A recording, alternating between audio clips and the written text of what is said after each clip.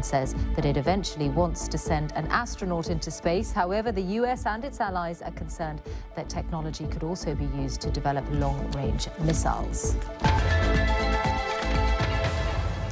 Another story relating to Iran that's caught our attention today. These are the reports that have been emerging that at least 13 journalists have been arrested.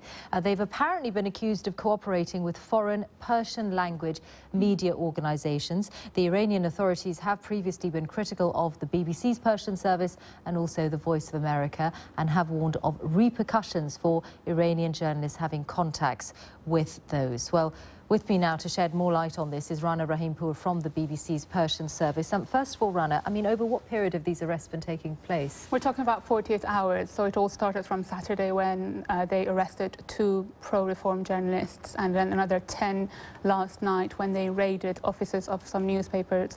And today we received that another reporter has been arrested as well. So together 13 pro-reform journalists have been arrested. And is it unusual to see arrests? In what kind of climate do these journalists usually operate? It is. It's unprecedented, because before that, if the Iranian government wasn't happy with the way a newspaper was working, they shut down the newspaper itself.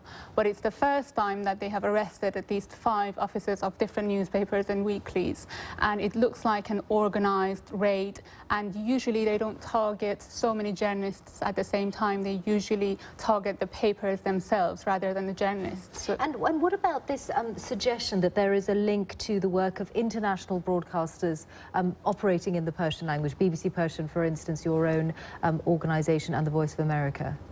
Well, it's nobody knows.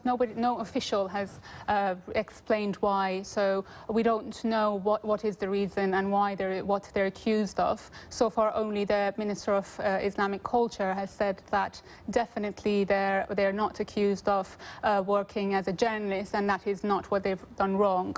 But judicial officials haven't said anything, so we really don't know what's the reason behind the arrests. But some say that they're trying to intimidate media ahead of the presidential elections in June. Because there has been a background of difficulties that BBC Persian service journalists, for instance, have had. It's true.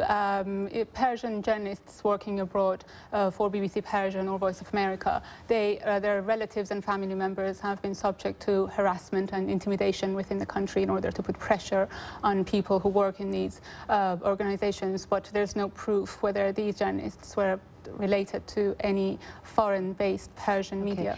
So this is 13, or at least 13 so far 13 is confirmed, so the number may rise as well. And they're in custody, and nothing's known of them at the moment? Nobody knows where they are, so they don't know which prison they have been taken. There have been no contact from them with their family members or even their newspapers. Okay, well, please keep us posted as you continue to cover that story. Thanks very much. Rana Rahimpour from the BBC Persian service.